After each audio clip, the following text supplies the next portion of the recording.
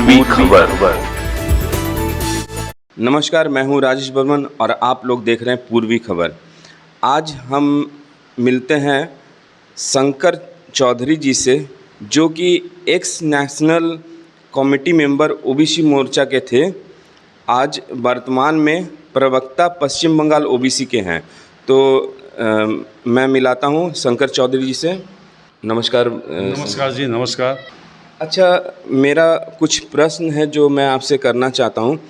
Panchayat election 2023 के बारे में आप कुछ अपना राय बताएं। पश्चिम बंगाल में जो पंचायत निर्वाचन की बातें कर रहे हैं, यहाँ तो निर्वाचन हुआ ही नहीं। यहाँ निर्वाचन के नाम पे सिर्फ पश्चिम बंगाल में लूट हुई है। आप लोग जानते हैं, संपूर्ण भारतवर्ष में जिस प्रांत में राज्य में निर्वाचन हुई है, विधानसभा हो, पंचायत हो, निकाय का चुनाव हो, कहीं कोई मर्डर नहीं होता, कहीं किसी को गोली नहीं मारी जाती, कहीं लूट नहीं होता, कोई भ्रष्टाचार नहीं होता चुनाव में।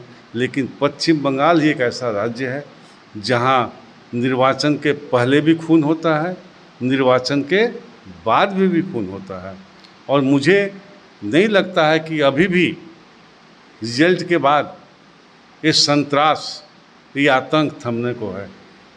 अभी भी संतरास होगा, अभी भी लोगों को पीटा जाएगा। भारतीय जनता पार्टी के कार्यकर्ताओं को पूरे पश्चिम बंगाल में मारा पीटा गया। यहाँ तक कि बूथ में पोलिंग एजेंट को बैठने तक नहीं दिया गया, पोलिंग एजेंट को बूथ से निकाल दिया गया। और काउंटिंग के वक्त काउंटिंग में भी घोटाला किया गया। काउंटिंग में, जैसा मुझे पता है कि पूरे पश्चिम बंगाल में काउंटिंग में बहुत जगहों पे जो लोग काउंटिंग में बैठे थे, हमारा counting agent Bharatiya Janata party के, उनको मार पीट के वहाँ से भगा भी दिया गया है। तो इस परिस्थिति में पश्चिम बंगाल में जो निर्वाचन हुआ है, ये निर्वाचन सिर्फ नाम का निर्वाचन हुआ है। यहाँ सिर्फ लूट हुई है और पश्चिम बंगाल में तृणमूल कांग्रेस के नेताओं और कार्यकर्ताओं ने गुंडागर्दी कर सारे बूथों को, सारे जो रिजल्ट आए थे, वो सारे रिजल्ट को लूट लिया है। नहीं, आप लोग तो पंचायत के पहले नेशनल फोर्स भी मंगवाया था, तो नेशनल फोर्स कितना काम कर गई इस पंचायत में? इस पंचायत में नेशनल के जो लोग आए थे, सीएसएफ के जवान आए थे, जो लोग भी आए थे, ज़्यादा मात्रा में तो थे नहीं, बहुत सामान्य थोड़े थे। और जितने लोग भी आए थे, उन लोगों को काम में सही जगह पर लगाया नहीं गया, क्योंकि वो तो यहाँ के पुलिस वाले के अंडर में थे। जैसा कि होता है, यदि मान लीजिए, सपोज मैं आपको बता रहा हूँ, आगरा जाना हो आसनसोल से, तो यदि फोर्स को लेकर पहले धनबाद जाया जाए, फिर पुरुलिया जाया जाए, अब फिर आगरा लिया जाए, तो पहुँचते पहुँचते तो सुबह चलेगा तो दोपहर हो ही जाएगा ना। नहीं तो साथ में तो मतलब बीजेपी के भी कार्यकर्ता थे, तो वो लोग इस चीज़ को देखे नहीं क्या? नहीं, पोस्टिंग जब होती है ना, तो बीजेपी कार्यकर्ता थोड़ी फोर्स को लेके जाएंगे। ये तो पश्चिम बंगाल सरकार की जो पुलिस है, यानी कि पुलिस तो पश्चिम बंगाल सरकार की है, उनको जैसा इंस्ट्रक्शन दिया जाएगा वैसा ही काम करते हैं। इसलिए उनको बोला जाएगा इस तरह से जाएँ आप, धनबाद होकर के फिर आप आगरा जाए पोस्टिंग में, सीएसएफ को पहुँचाएँ पोलिंग बूथ तक, तब तो देर हो जाती है ना। लोग 12 बजे 1 बजे तक पहुँचे हैं, तो इस कारण से उनको सही काम करने का मौका नहीं दिएगा। मैंने वीडियो में एक देखा था कि पुलिस को यहाँ पर कार्यकर्ता पश्चिम बंगाल में टीएमसी के पीट रहे हैं। इतना पीटते पीटते उसको देखे एक मंदिर में घुस गया, बेचारा घुस के जान बचाई है। तो जब पुलिस का भी यही हाल है, यहाँ के कैडर ही टीएमसी का पुलिस है। यहाँ पुलिस सिर्फ नाम की है, काम नहीं करती है। मतलब इस बार आप पंचायत से खुश नहीं हैं? पंचायत से खुश नहीं है, मुझे तो लगता है कि पंचायत चुनाव हुआ ही नहीं है। अच्छा। चुनाव होता तो फ्रेश एंड फेयर होता। फ्रेश एंड फेयर यदि चुनाव होता तो आज पश्चिम बंगाल का रिजल्ट कुछ और होता, हम लोग आधे से ज़्यादा सीटों पर विजयी होते। लेकिन दुख की बात है, दुर्भाग्य की बात है कि पश्चिम बंगाल की सरकार, तृणमूल सरकार, फ्रेश एंड फेयर चुनाव कभी नहीं करने देगी, क्योंकि उसे पता है कि यदि फेयर इलेक्शन हुआ तो पश्चिम बंगाल में तृणमूल का सुपड़ा साफ हो जाएगा। अच्छा, ये तो रही पंचायत इलेक्शन की बात जिससे आप लोग नाखुश रहे। मैं जैसा देख रहा हूँ कि पुराने जो कार्यकर्ता हैं उन लोगों को उतना वैल्यू नहीं दिया जा रहा है और नए नए कार्यकर्ताओं को लेकर काम किया जा रहा है। इस बारे में हमने जब राहुल सिन्हा जी से बात की तो वो भी चुप्पी साध गए कि इसके बारे में कुछ बताएं। देखिए, वर्तमान परिस्थिति में पुराने कार्यकर्ता सभी लोग काम में नहीं हैं, ये तो बात सही है। सारे लोगों को काम में लगाया नहीं गया है।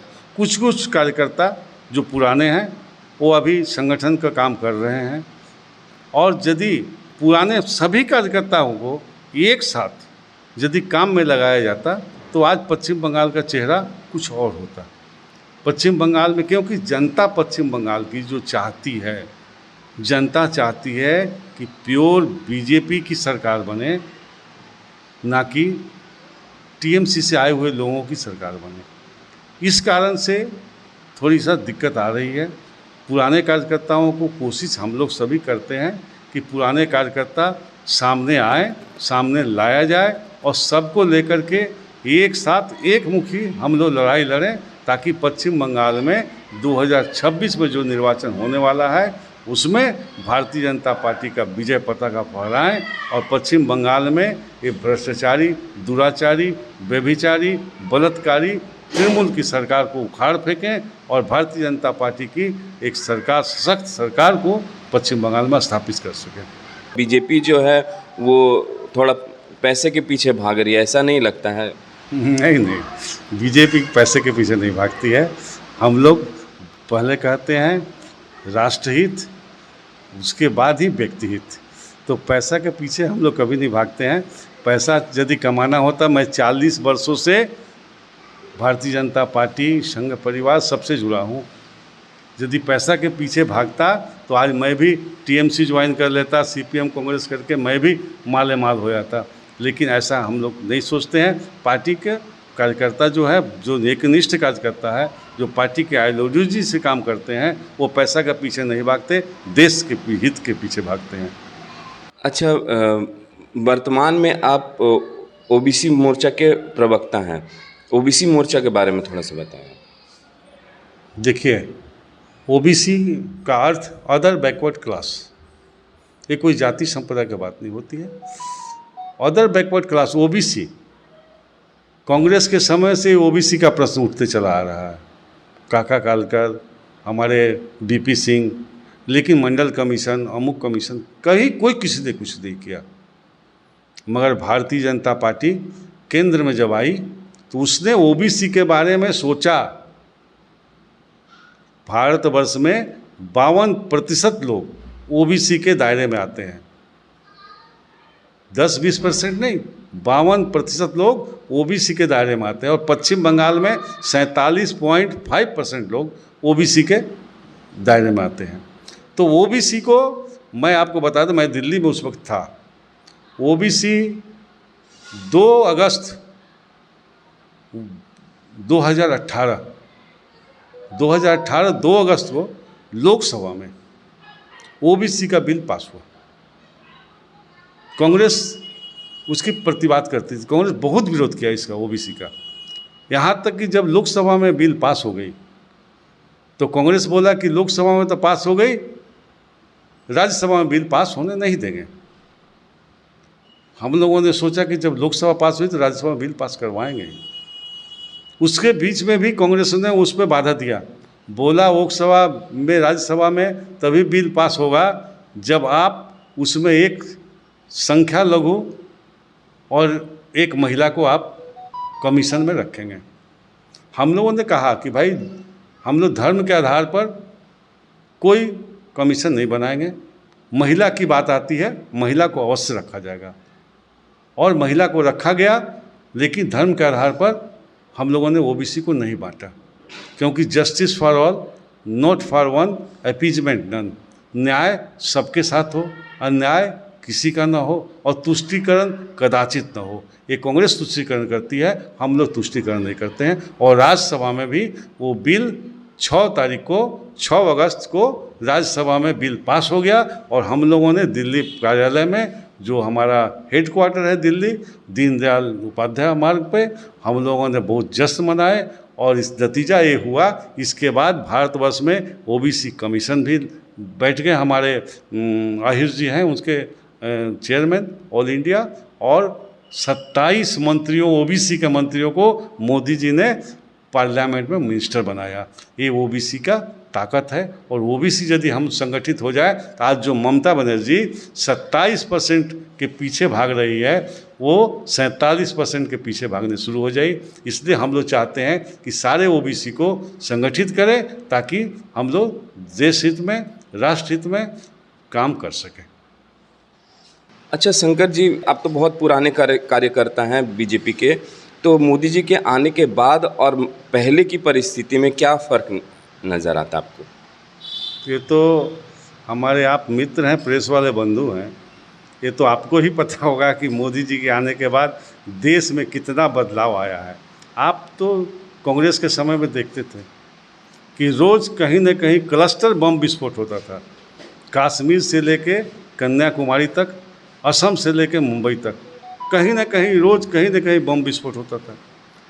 लेकिन ये जो आतंकवाद जितना बढ़ावा दिया था, जो कांग्रेसियों ने बढ़ाया था, आज कहीं भी बम विस्फोट आज 9 साल में आप लोगों ने नहीं देखा होगा। देश आर्थिक दृष्टिकोण से 5वां 6वां स्थान में पहुंच चुका है विश्व में। कोरोना के समय में हम लोगों ने 200 करोड़ वैक्सीन बना करके विदेशों के लोगों को जान बचाई है। देश आज विश्व गुरु की ओर जा रहा है। भारतवर्ष पुनः विश्व गुरु होगा और भारतवर्ष विश्व में प्रथम स्थान लेगा। ये अभी वर्तमान में जो भारतीय जनता पार्टी की सरकार है, मोदी जी के नेतृत्व में जो सरकार है, उस सरकार में ये संभव है। आज आपने देखा कि जिस तरह उत्तर प्रदेश में एक योगी जी की ऐसी सशक्त सरकार आई है जहां गुंडा घबराते हैं, गुंडा चाहते नहीं है कि मैं जेल से बाहर निकलूं, जेल में रहना चाहते हैं। और पश्चिम बंगाल एक ऐसा जगह है कि जहां पर गुंडा जेल में जाते नहीं हैं, बाहर में आतंक बचा कर रखते हैं। तो फर्क तो हुआ है ना, इतने फर्क हुए हैं। निर्वाचन से पहले हजारों लोगों की, सैकड़ों लोगों की हत्या हो गई। विधानसभा से लेकर अभी तक 300-350 लोगों की हत्या हो गई। तो ये कैसा राज जंगल राज में हम लोग कर रहे हैं, ये तो खुद आप जानते हैं। आज भारतवर्ष में कोई भी व्यक्ति सर उठा के गर्व से बोल सकता है कि हम लोग भारतीय हैं, क्योंकि आज डोकलाम में चाइना पहले क्या करता था? चाइना भारत के भूमि को कब्जा करके रख लेता था। उस समय जो भी कांग्रेस के प्रधानमंत्री थे, उनका कान में जू तक नहीं रेंगती थी। लेकिन अभी डोकलाम में आप लोगों ने देखा होगा कि डोकलाम में हमारे सैनिकों ने चाइनीज सैनिकों को मार के खदेड़ के भगा दिया। आज सर्जिकल स्ट्राइक होता है, हमारे ही सरकार में होता है ना, मोदी जी के नेतृत्व में ना सर्जिकल स्ट्राइक 2 बार हुआ। उन लोगों ने हमला किया, हम लोगों ने उसका करारा जवाब दिया, सर्जिकल स्ट्राइक किया। देश सब तरह से मजबूत हुआ है, आर्थिक दृष्टिकोण से भी देश मजबूत हुआ है और जो हमारे सैनिक दृष्टिकोण है उससे भी मजबूत हुआ है। तो इसमें तो बदलाव आई हुई है। इसीलिए तो जितने विरोधी हैं वो विरोधी, सारे विरोधी, 20 पार्टी हो 22 पार्टी हो, सारे विरोधी एक जगह उपस्थित हो गए हैं ताकि भारतीय जनता पार्टी को हटा सकें। लेकिन भारतीय जनता पार्टी इतनी बढ़िया काम कर रही है भारतवर्ष में कि उनका हटना संभव नहीं है। 2024 में भारतीय जनता पार्टी की पुनः सरकार बनेगी और भारतवर्ष पूरा विश्व गुरु होने के कगार पे है। अच्छा, आपने आर्थिक स्थिति के बारे में कहा। आर्थिक स्थिति के बारे में मैंने जहाँ तक देखा है कि कांग्रेस आए के समय में जो महंगाई थी उससे कई गुना ज़्यादा अभी हो चुकी है। जैसे उस समय पेट्रोल 70 रुपया लीटर या गैस 500-600 में आती थी, आज वो बढ़ के डबल हो गया। तो इसके बारे में क्या बोलना चाहेंगे? कांग्रेस के समय में जो पेट्रोलियम मंत्री थे, आपको पता होगा कि उन्होंने विदेशों से जहाँ से पेट्रोल आता है, हजारों लाखों करोड़ रुपया उनसे उधार ले रखा था और पेट्रोल सस्ता किया था। लेकिन हमारी सरकार जब आई तो जो उनको हमारा कर्ज था, हम लोग उनके कर्ज को चुका रहे हैं। और मुझे लगता है कि 26 साल तक, 2026 तक हम लोग जो कांग्रेस ने जो कर्ज ले रखा था उस कर्ज को चुका देंगे। और कर्ज चुकाने के बाद मुझे लगता है कि पेट्रोल पुनः सस्ता होगा। और साथ साथ में गडकरी जी जो हमारे ट्रांसपोर्ट मंत्री हैं, उन्होंने दावा किया है कि भारतवर्ष में हम लोग ऐसी नई नई टेक्नोलॉजी लाएंगे जिसके कारण जनता को राहत मिलेगी। और इलेक्ट्रॉनिक, देखिए इसका चलते ही इलेक्ट्रॉनिक गाड़ी आ गई है, इलेक्ट्रॉनिक गाड़ी में खर्च नहीं है, पेट्रोल डीजल लगता नहीं। इस तरह से इलेक्ट्रॉनिक कार आ जाएगी, इलेक्ट्रॉनिक बसें चलेगी, सूर्य के किरणें से बसें चलेगी। जब सब कुछ चलने लगेगी, सामान्य हो जाएगा, तो उस वक्त डीजल और पेट्रोल का दाम ऑटोमेटिक कम जाएगा। लेकिन डीजल पेट्रोल से बड़ी बात है देश का मजबूत होना, आर्थिक दृष्टिकोण से मजबूत होना। आज भारतवर्ष सब तरफ से मजबूत है, आर्थिक दृष्टिकोण से भी मजबूत है, सैनिक के दृष्टिकोण से मजबूत है। इसलिए हमें गर्व होनी चाहिए कि हम एक ऐसे प्रधानमंत्री को लाए हैं, ऐसी सशक्त सरकार को लाए हैं जो सरकार इस देश को बहुत आगे ले जाएगी। अच्छा, 2024 की हम बात करते, 2024 में पीएम इलेक्शन है। एक तरफ ममता, एक तरफ अरविंद केजरीवाल, ये लोग लालू जी, ये लोग मिलके एक सरकार का गठन करने जा रहे हैं और दूसरी तरफ मोदी जी है। तो इस बारे में आपको क्या लगता है 2024 में क्या होने जा रहा है? इसमें तनिक भी संदेह नहीं कि 2024 में मोदी जी के नेतृत्व में भारतीय जनता पार्टी की सरकार नहीं बनेगी। इसमें तनिक भी संदेह नहीं है, भारतीय जनता पार्टी की सरकार पुनः बनेगी। इसको कोई रोक नहीं सकता, क्योंकि सारे चरित्रहीन पार्टी, सारे भ्रष्टाचारी पार्टी एक प्लेटफॉर्म पर आ गए हैं, जनता देखती है। और सबसे बड़ी बात है कि हम लोगों ने 32 करोड़ लाभुकों को डायरेक्ट हम लोगों ने मदद की है। किसी को जनधन योजना के माध्यम से, उजला गैस के माध्यम से, आवास योजना के माध्यम से, मुद्रा लोन के माध्यम से, कौशल विकास केंद्र के माध्यम से, सारे माध्यम से, सारे हमारे परिकल्प के माध्यम से हम लोगों ने 32 करोड़ लोगों को हम लोगों ने डायरेक्ट सीधा उनको लाभ पहुंचाया है। यदि एक घर का 2 व्यक्ति वोट देता है तो 64 करोड़ व्यक्ति भारतीय जनता पार्टी के पक्ष में वोट देगा। जबकि भारतीय जनता पार्टी देश में 140 करोड़ जनसंख्या है, उसकी आधी जनसंख्या भारतीय जनता पार्टी को वोट देगी और पुनः 300+ सीटों से भारतीय जनता पार्टी का केंद्र में सरकार बनेगी। ये तो डायरेक्ट बात है। लाभुक जो है, जिनको हमने लाभ पहुंचाई है, वो तो वोट देंगे ही। इसलिए मुझे पूर्ण विश्वास है कि भारतीय जनता पार्टी पुनः सरकार बनाएगी। हम लोग अभी बात कर रहे थे शंकर चौधरी जी से, जो वर्तमान में प्रवक्ता है ओबीसी मोर्चा के। ऐसे ही लोगों से हम बात करते रहेंगे।